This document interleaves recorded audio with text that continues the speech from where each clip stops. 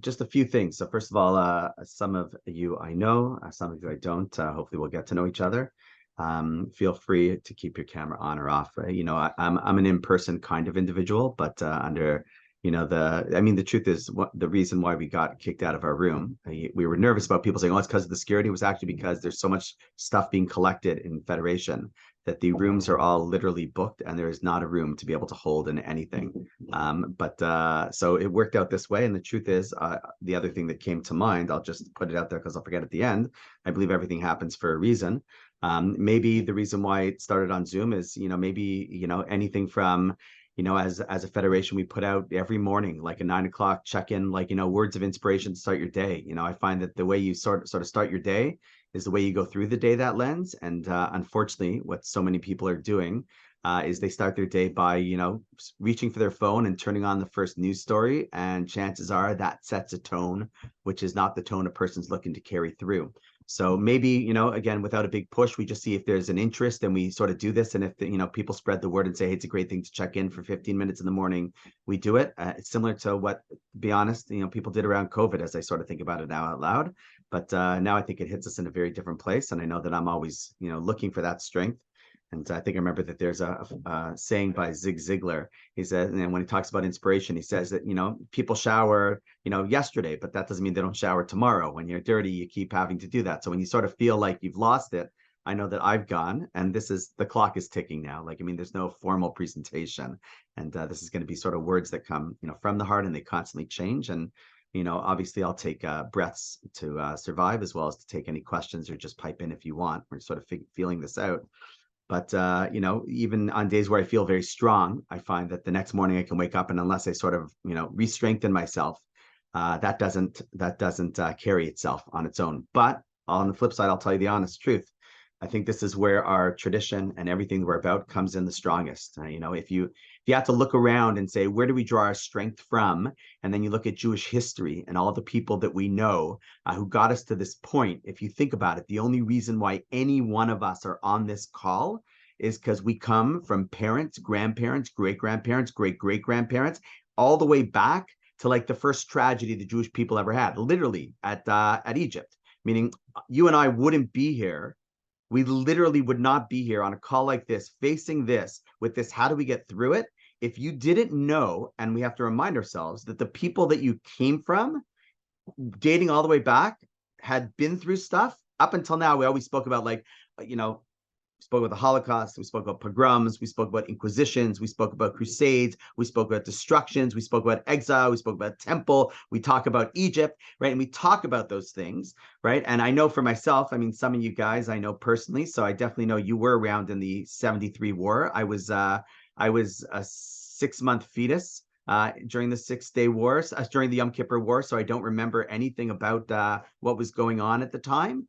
But the reality is that we've been through so much. And I think the first point of strength is to remember that when we look back to where it comes from, and I'll tell you a beautiful line in Tehillim. This might be a psalm that people are saying, and if you want, you can send me an email. Maybe just leave. I can trouble you to put my email in the notes. Just anyone's always welcome to email me at any point.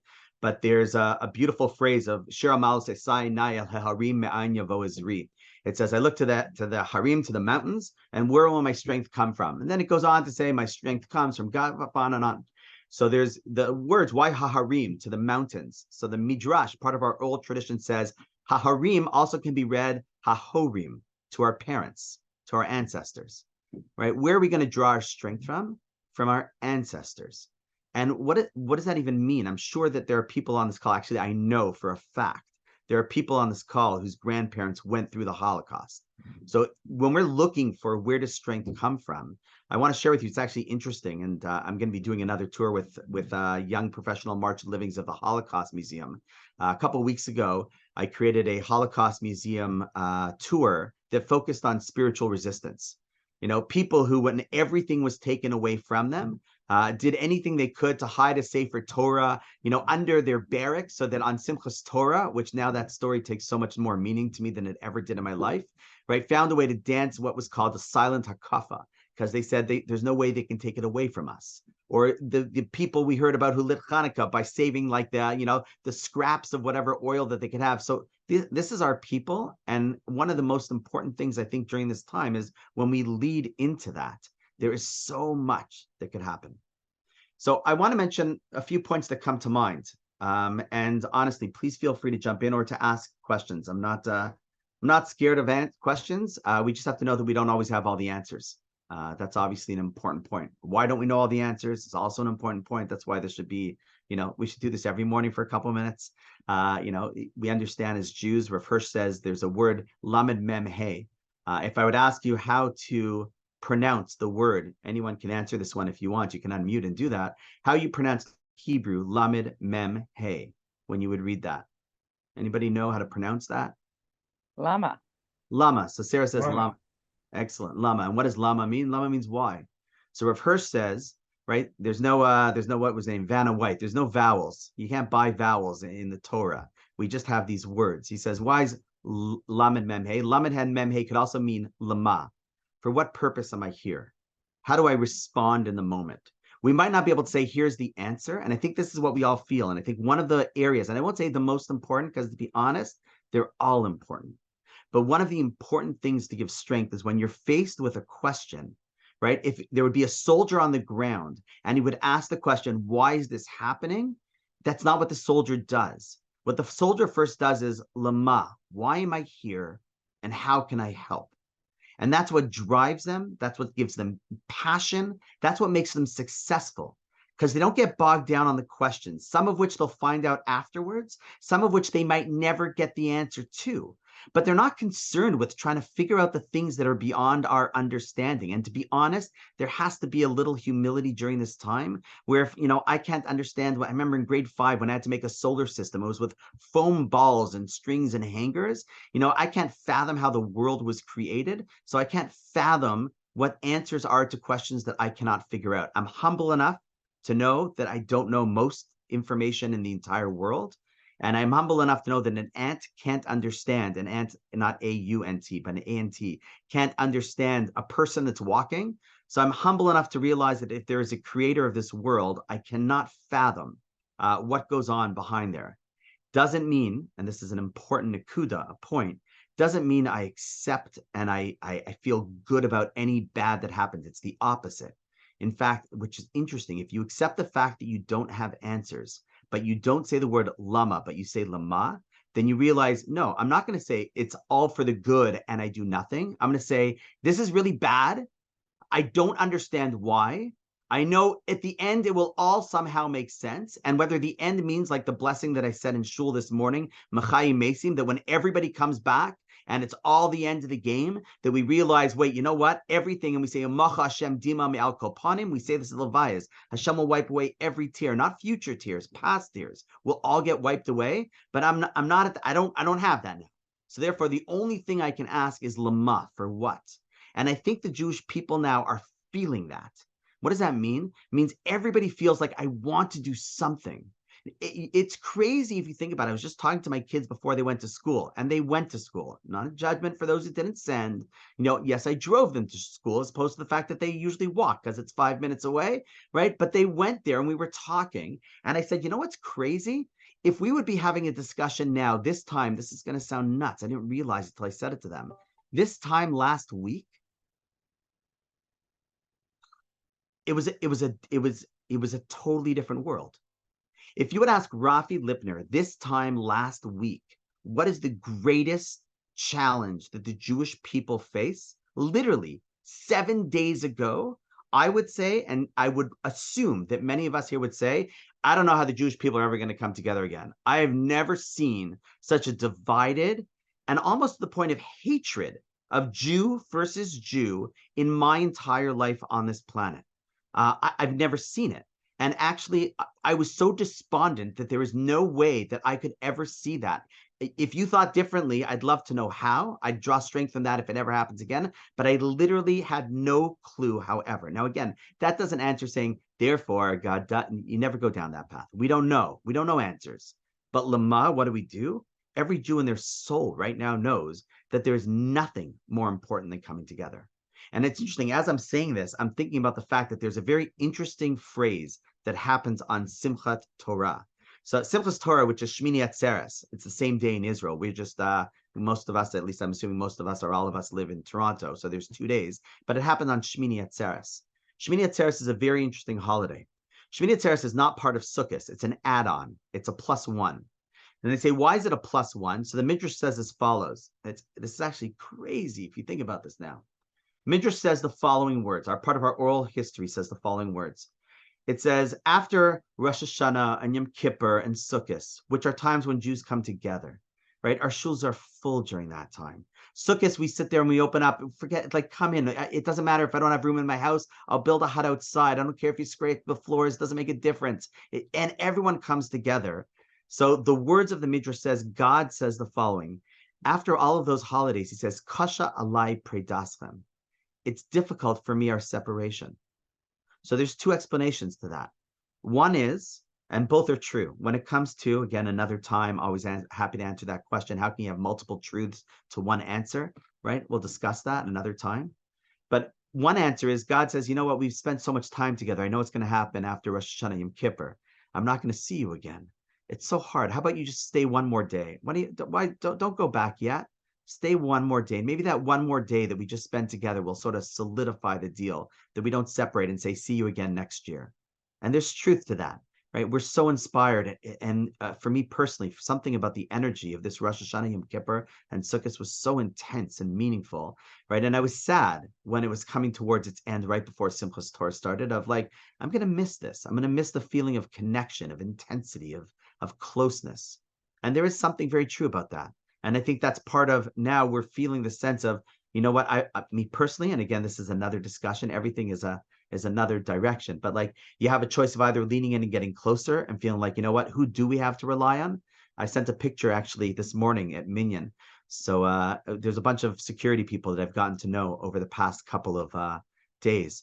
So there's this guy, Ari, who's the head of one of these services. He has a guy named Rowie, who we've become brothers. We just created a WhatsApp group between the 2 of us, the 3 of us. It's called Achim Bachul, brothers in Chutz La'aretz, Libenu B'Mizrach, but our hearts in the East. And we're on this thing, and I sent these guys who are security guards a selfie. I don't do selfies. I like, honestly, this is like the first selfie I think I've done in like 5 years. But I sent them a selfie of us in the morning. I said, davening. And I said the pasuk. I stepped outside for a second. Don't tell this. Like I'm usually pretty good in davening, but I just felt like I needed to send it to them because they need strength. And I sent them a picture of all of us davening. No one was looking at the camera. It was just me.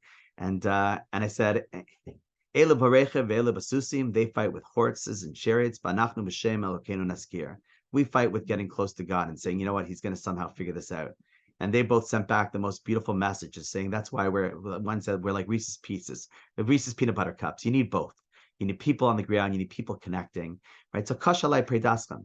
But going back to that, right? What else does kashalai predaskam mean? It's difficult to see your separation. It says for so much of the holidays, Jews were together, right? And God says, I know you're going to split up. And anyone who's here as a parent, I think most of the names that all the names that I know at least are parents, right? And they said there's nothing more painful for a parent when their 2 kids can't sit around the table together, right? There's nothing more difficult for a family. And unfortunately, it's funny, like my first foray in community was like with students, and you sort of get the image. I'm Mesader Kedushin. I'm officiating a wedding this coming Sunday, speaking to the couple. One of them's families from Israel. There's the simchas are usually what I was involved in with the house, and now it's complicated as well. When I got involved in more community stuff, you realize, and unfortunately, even at shivas, you have families that can't even speak to each other, and you're like, this is so. You know how painful that is for a family. So we say Avinu Shebashamayim, God's our, parent in heaven. We say we're brothers and sisters. We don't say that as like nice lines. We mean it. We're brothers and sisters. For those who were at the event a couple of days ago, where I had the privilege of sharing a few words, when we said Achenu Kol Beis Yisrael, brothers and sisters, all Jewish people, that's not a song. It's not a prayer. It's a reality that we sometimes forget. And therefore, God says, I know what's going to happen after the holidays. You're going to go back from your family tables or from your communities. You're going to go back and you're going to separate from each other. And I remember when I saw those words, I'm like, oh my gosh, as I was leading up to Shmini Atzeres, I was thinking, wow, God, this is a painful year for you because you've never seen your children so divided. That's what I thought going into Shmini Atzeres. Obviously, the pain right now is a very different pain. And it doesn't ever again want to be, it's always a fine print. No one can ever, and unfortunately this happens, people quote out of context. Rabbi, are you saying that, this was meant and therefore these people deserve? I'm not saying that. I'm saying that's lama. I don't know lama. I don't know. I cry when I hear lama. I cry when somebody comes up and says, this is, Avinu Ava Rachamim, our Father who's in mercy. The only response I say is he is shedding as big tears as all of us are shedding. There's no laughter in heaven. There's no, this is what makes me happy. Again, there's a question. You and I, when we send our kids off and something happens, God forbid, we say, if I could have done something. So there's a question. Why is something not done? It's a good question for another time. That's our heart. That's our mind. Right now, we're in this space over here. But one thing for sure, that there's nothing more important than the experience that we have now of people coming together who have never sat. And you've probably been in rooms where people have felt, who've been leading those conversations saying, it's so nice to have people here. It didn't matter whether you were on the right or the left of the political spectrum. Didn't matter whether or not you you always wear a kippah and put on your tefillin and light your Shabbos candles, or you never ever lit one before. There's a friend that I recently had as a result of meeting at UJA. It's a crazy story. She called Uja. So Uja is UJA. If you pronounce the letters, nobody usually does that, except the woman who doesn't know what UJA is. So this lady who's in her 80s calls Uja, and she speaks to someone in the foundation because that's the number that takes her. And she says, I have no family. I'm a single woman. Originally, it turns out she's from Warsaw. They didn't know that. And I'm worried I won't have a Jewish burial. I don't know where to turn. Howie Mammon, who's on here, was a part of the call in the beginning. I'll just tell you a little bit of what happened. I asked him for help, and then he's helpful to send me in the right direction. So the foundation didn't know what to do with that. They're not, that's not a processing thing. So they said, luckily, there's someone on staff. I didn't say what I do. It's not important what I do right now. I'll talk about that later if you're interested.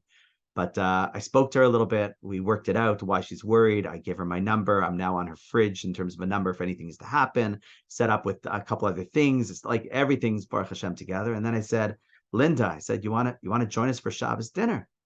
So she says, sure. I haven't been to Shabbos dinner to whatever. So Linda, who's with a walker, comes into the house. Now, what happens in my home is my wife always gets a little bit upset at me, and it's my fault. When we invite people for Shabbos dinner, I always think I'm going to be home from shul earlier than I am. And she's rushing to get ready. And then really, she works so hard, my wife, and she needs that couple minutes of downtime. So I usually say, oh, don't worry, I'll be home, let's say, for example, 7:45. And Shira, my wife, will be like, you numbskull, you won't be home till 8. Why'd you tell them to come before then? Then I have to entertain. I just need a little downtime. So this time I was very sure, because Linda, who's a little bit older, what happens, I apologize, hoping to offend anybody. Sometimes older people show up earlier than you tell them. They don't just show up at the time. They show up like 15 minutes before. So I made sure to tell Linda, show up even later. Anyway, Linda shows up earlier, and my wife hasn't even made Shabbos yet. She walks in, and Linda says, what are you doing? My wife says, I'm about to light Shabbos candles. She says, I've never lit Shabbos candles in my life. This woman from Warsaw, who then went to South America, who then was worried that she wouldn't have a Jewish burial, who then through community during a time, she reaches out, and you have a conversation, and I miss the scene, but I have it in my heart and in my mind and in my soul, of my wife repeating word for word, right, with Linda, how to light Shabbos candles for the first time in her life. And a woman who says, I have nothing to do with anything about religion, the Jewish people. I don't even know a Jew to say how to get buried that way. I think one of the many things, I'll never say the most important thing because they're all important. I think one of the many things is if you have the lens of Lama, what can I do? Each and every one of us will start to see opportunities in front of our eyes that if we hold on to them, will create such an amazing impact in a person's life, which we know, right? We've been to many events before where the back line, pocket line that people say is if you save a life, it's like you've saved the world. If you changed a life, it's like you've changed the world. That's on the micro. I believe that to be true because I'm sure it's true, because if any one of us were going through anything and someone came up to any one of you and did something that changed your life in your world, you would say, if that alone was the reason why that person was created, I thank God just for that alone. But I believe on a larger level, we never know where that one little seed that is planted will actually lead one day.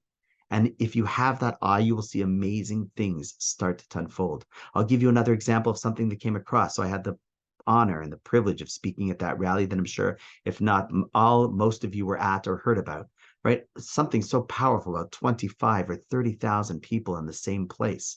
So after I spoke and I said something about, the assistant rabbi, whatever, I was just on the phone with them. They're sitting Shiva right now. I can tell you the details another time. But a reporter reached out to somebody, and they put them in touch with me. And it was supposed to be this person, Abby. I don't know who she is, and I'm not a big reporter. I get very nervous. I get nervous speaking. I do. So Abby doesn't pick up the phone. Her assistant does. Says, I'm on it. I says, oh, what's your name? Hannah. Okay, Hannah sounds pretty Jewish to me. So I'm like, Hannah, you ever been to Israel? I've never met her. There's just a phone call.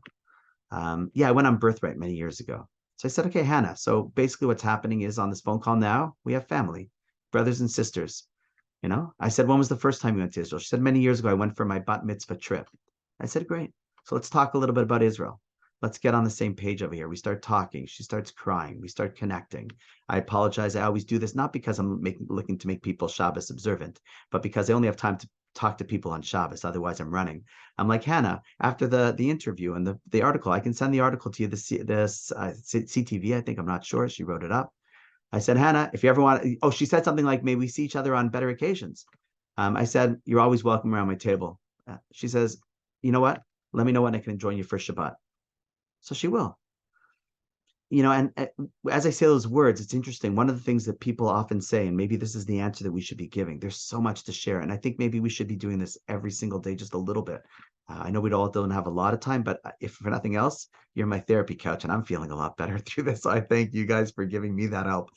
I think a line that we hear a lot from people is things like, we should meet over better times.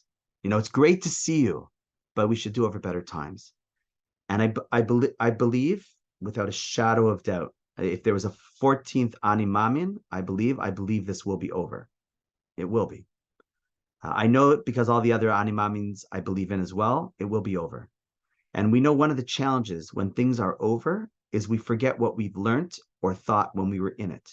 We just had that experience with COVID, right? So many people said, oh, from now on, I'm going to realize what's super important. You know what? I don't need these lavish weddings and I don't need the crazy whatever. I just need to, and like some people held on to it. And some people just, you sort of get like, everything's back and they're like, back to where they were again. So I believe right now we're in a moment where if we really understand what's happening to us through this experience and what we're transforming into, if we hold on to that, then you know what our response is when people say, you know what, we should get together as 25,000 people, as a strong, united people. Yeah, we should in better times. Yeah. Okay. So let's start thinking about what that's going to look like. You know what? I just spoke to someone that I'd never spoken to before. I had nothing to do with them. I would just pass them by, never say hello. We should do on better times. The only reason why I said yes, on better times. So we should have a machshava, thought. I don't know if it'll happen. Federation, to be honest, can do miraculous things. I'm seeing like getting people together. We pivoted to Zoom because it's easier for people to access whatever. We should have like a get together of like the entire Jewish community. Well, you can't do that. Well, yeah, you can. Imagine if we sat there and said, and we mobilized, and I can mobilize parts of the community that other people can, other people can. I said, what if we had, I don't know if Zoom can handle it. What if our aim was one day to have a Zoom of as many of the 200,000 Jews of Toronto to come on together at that moment? I don't have the kalim, I don't have the vessels to hold what that would look like. I know that if you ask me, like, especially for those who came on a little bit later, we're talking about like, 7 days ago, the greatest tragedy that felt is you couldn't get two Jews on a Zoom together without yelling at each other.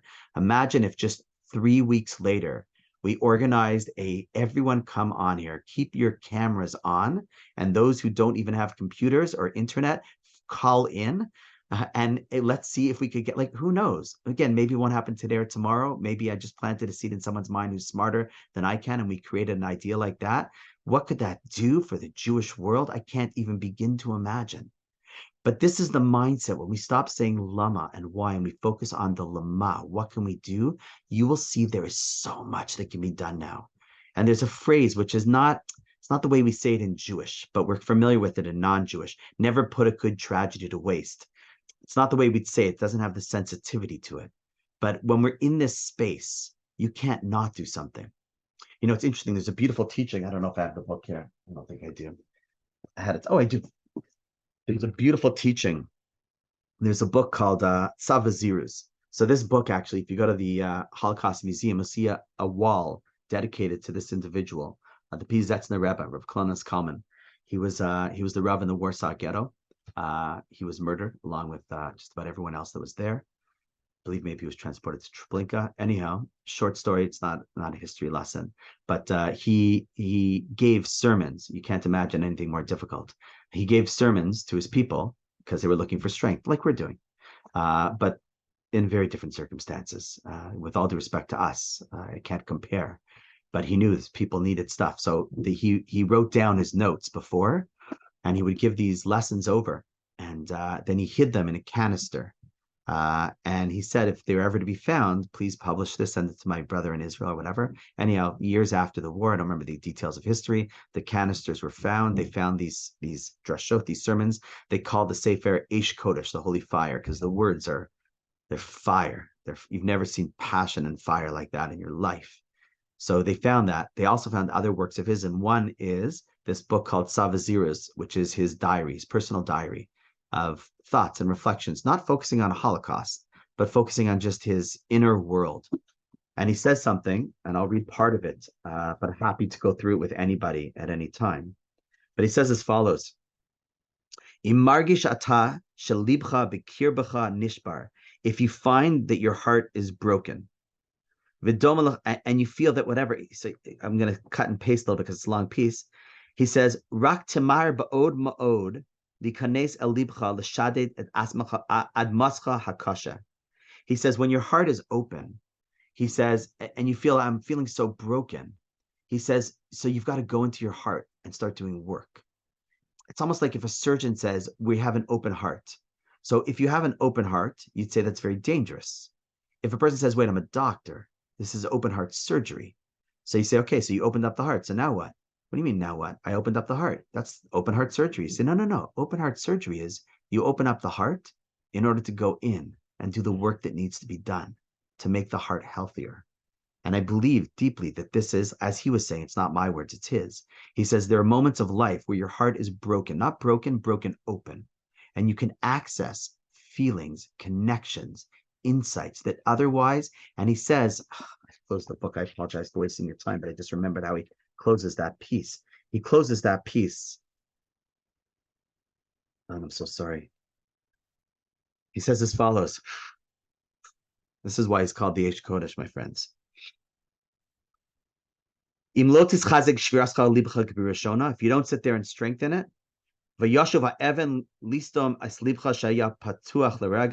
the stone that was on top of your heart that we often don't, we don't feel the feelings we're feeling right now. It'll close. And once again, you'll have a stone heart. You won't have a beating fleshik heart. You won't have a kol od baleva pnima. You'll have a heart that's just cold to emotion. You'll see things. You won't have the sensitivities. Arel va'atumi called sad. You'll be from all sides. It'll be atum, like a cheder atum means a sealed room. Your heart will be sealed. Ve'ata tisha'er mi bachutz, and you'll be on the outside of that heart. You'll be sealed outside of your heart. You won't be able to feel the emotions of closeness, of achdus, of sensitivity, of meaning, of purpose. All these things that, like, I don't think we've felt on this level in ages. So he says, I'm going to open it up so you can realize that all along you have this inside of you, and your job is just to go in there and do the work that needs to be done. So when it closes up this kind of heart with the joy that we want to see, but with the feeling of that joy. Right? The simchas that we have will be greater simchas. The connection we feel to people will be greater connection. And it will be, like we say, over better times, which will happen. We know it'll happen. Hatikva isn't a hope. Hatikva is a reality, because that's what sustained us for all these years. And we saw it true in every generation. And our job right now is lama. What can I do out there and in here as well? I know I apologize. I just spoke for a long time. I don't know if people have comments or questions. I don't have an agenda of what to discuss.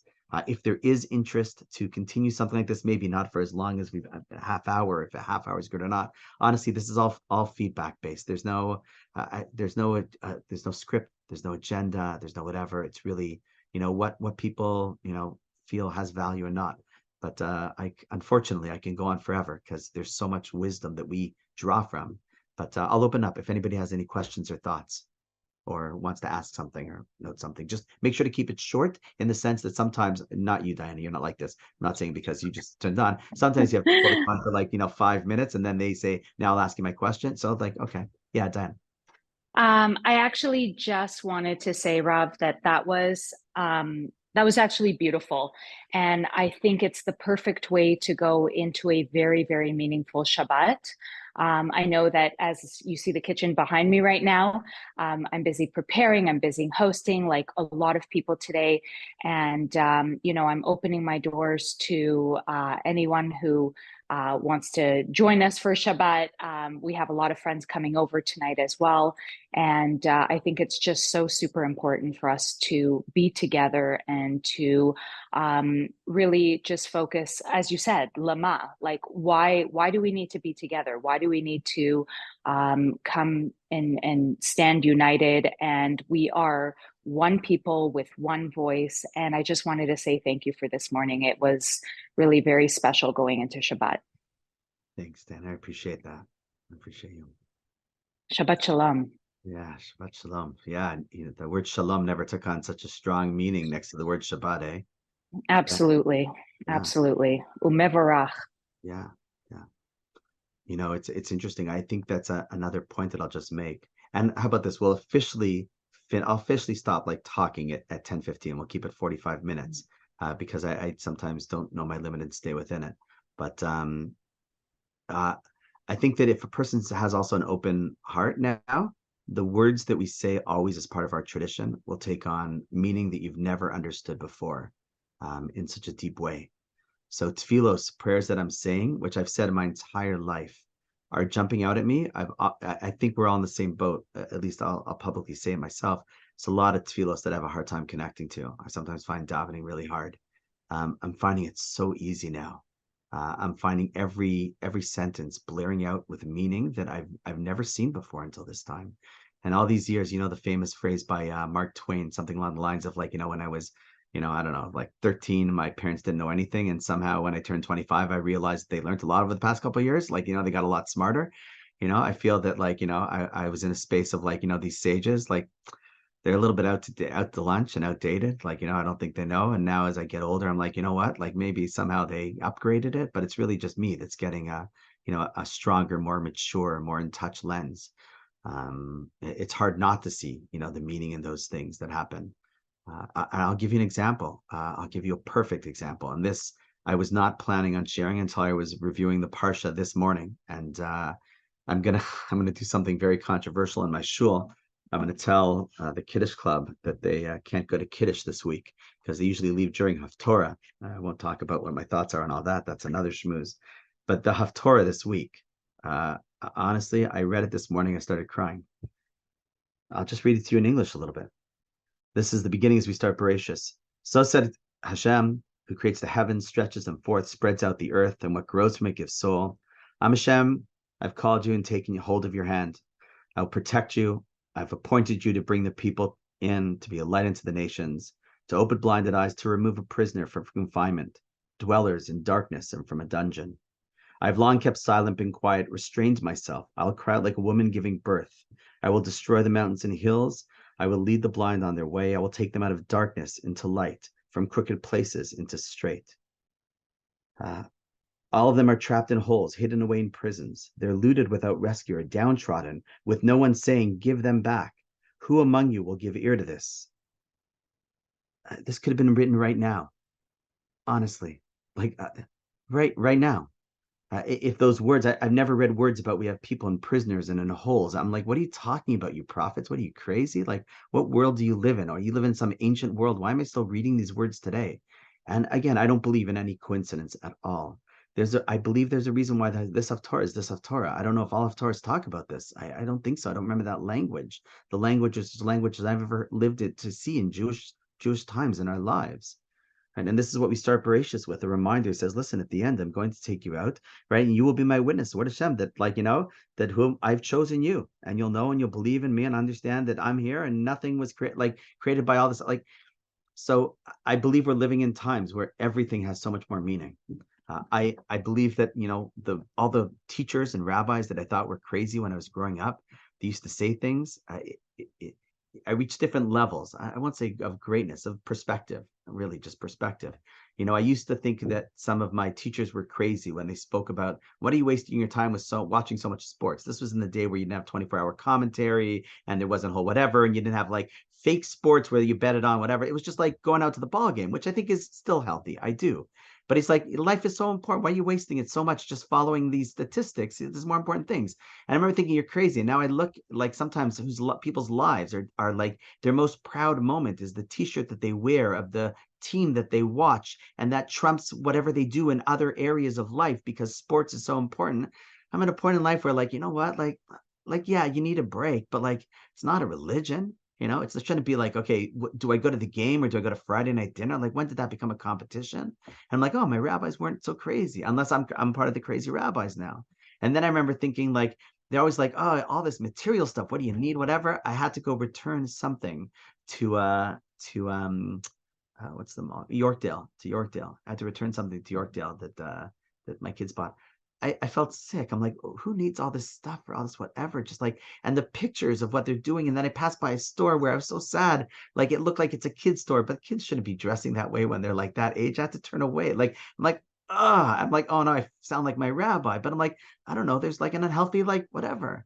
And then I start thinking to myself, like, my rabbis always, don't worry, they'll be like animamin, I believe.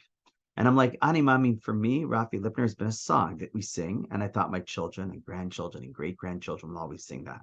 I now feel that my great grandchildren will not sing the song Animamin, right? Animamin says, one day I believe that there'll be a messianic era where all war is finished and we don't live in this world anymore with any of these tears. We all come together. We have a close connection to our spiritual self, to our brothers, to our sisters, and we live in peace. And I'm like, wait, that's not a song I want my kids to sing. That's something that I say because I actually believe that if not in our lifetime, in our kids' lifetime or our grandkids' lifetime, but maybe even in our lifetime, that might not be a song anymore, right? That's the mentality I think we have to get into. And I think we're seeing it with our community as well. When you see the reaction of people, the narrative used to always be, what are we going to do? It's schwer to sign a yid. We're always going to have tsaras. This is everything's going down. Identity's going down, and apathy's going down, and interest is going down, and whatever's going down, and whatever. And that might be true, but that's not the reality. It is our reality now, but I believe it can turn around. And if we lean into that and we say, you know what, this is a time where some of the most miraculous things can happen. And just to tell you for the 2 seconds that I have, that's a little bit of the role that I'm playing in Federation. It's called Strategic Jewish Enrichment. I believe deeply that I've always believed deeply that our greatest strength is our values, is our Torah, is our connection to, up, out, and in. Ben Adam l'makom, ben Adam l'chavero, ben Adam l'Atzmo, between me and God, then between me and my fellow man and woman, and then between me and myself. And if we lean into that at this time period and we draw that strength from it and we go for the touchdown, like we say, we're not stopping till we get there. And I think everything is an analogy towards that. We're looking in Israel, the way they're viewing it as not, let's do what we can and we'll maintain this. Again, I don't have a crystal ball. I don't know how it will play out, but I think up until now, we're always like, let's keep it at bay. We'll figure it out. We'll live on and we'll deal with it. That's not normal, right? And now we're getting to a space where, again, I don't know what'll happen. I don't know if it'll be this go or the next go, but it will be at a go. No, this isn't normal. It's not going to be like this ever again. That's the way the army, at least, is speaking on the physical level. And on our Jewish level, our spiritual level, it shouldn't be like, yeah, what can you do? We're going to whatever. Like, no, like we're not going to lose one.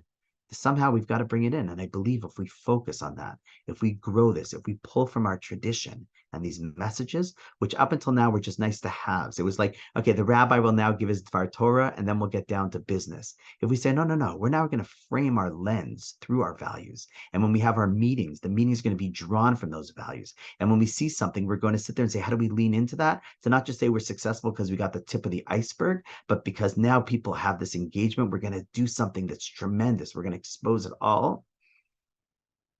If you breathe that in and you believe it, hatikva, with all your fiber, and we're able to spread that to our friends, so that if on this call, again, I don't know, sometimes I'm out of touch with reality, assuming if the words that we're sharing here have value and we feel like, okay, I've got some strength from that. Imagine if we had 200,000 people in Toronto who were sharing messages like this, assuming that it has value, right?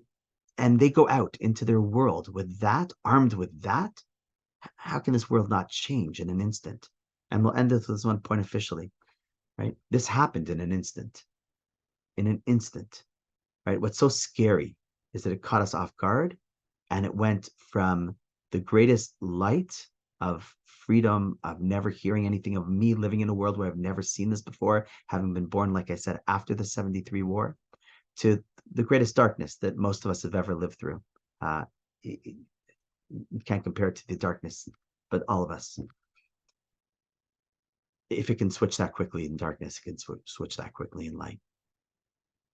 It can. We believe that. Uh, and if we believe that to be true, then we play to that it can change in a second. Of course, it's a bigger discussion. Lots has to happen. We have to involve higher powers for that, but anything can happen. We've seen that in our history over and over again. We've seen the Jews for 210 years in Egypt. If you don't lose faith after 210 years, you're never going to lose faith. And then God just says, you know what, enough of this.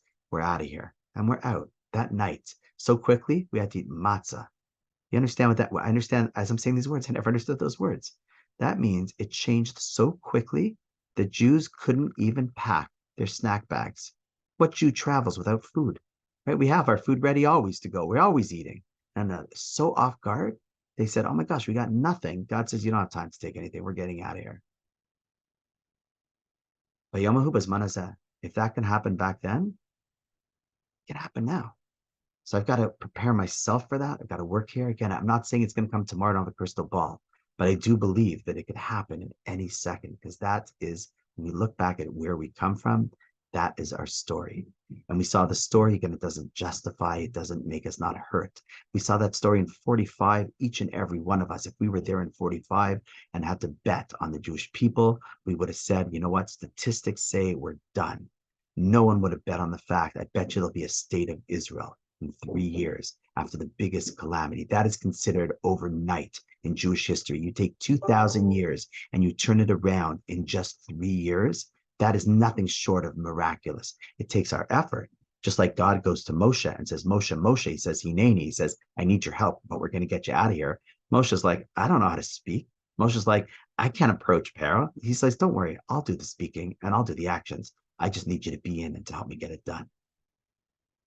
Chevra, there's so much out there right now. And anything that I can do personally, always, anything that you're involved in, because I know that a lot of the names that I see here are involved in very important things. If there's any way that I can be of service to that, to help in any way that I can make a small contribution, it would be an honor. We are on this planet to serve, to be givers, not to be takers. And you, my email's down there, or you have the email that got sent out. If you think this is something that we should do again, even if it's again, maybe the three options are like this. And I'm a big boy, so when things don't work out well and I cry to my wife, she makes me feel better. Maybe if I can ask everyone who's on this to send an email, maybe to wherever this email comes from, or to a name of a person or somebody, saying, you know what, that was a bit of a waste of time. Thanks for trying, but not again. That's option one. Option number two would be, you know what, I think it'd be nice if we do this once a week, maybe going into Shabbat. And option number three would be, you know what, maybe if the rabbi could talk a little less and keep it to 15 minutes, and we did this every morning, I think I could benefit, and there's probably a few other people that can benefit from that as well. So just a little bit of feedback will help us get it right, because I'm sure this wasn't perfect, but we're not perfect people. We're just people that have to improve. So we're all on that journey together. Okay, Chevra, anything else people want to ask or share? I hope, I don't know what people expected. I don't know what I expected, but I'm feeling a little bit better. So at least I'll walk away happy. So here.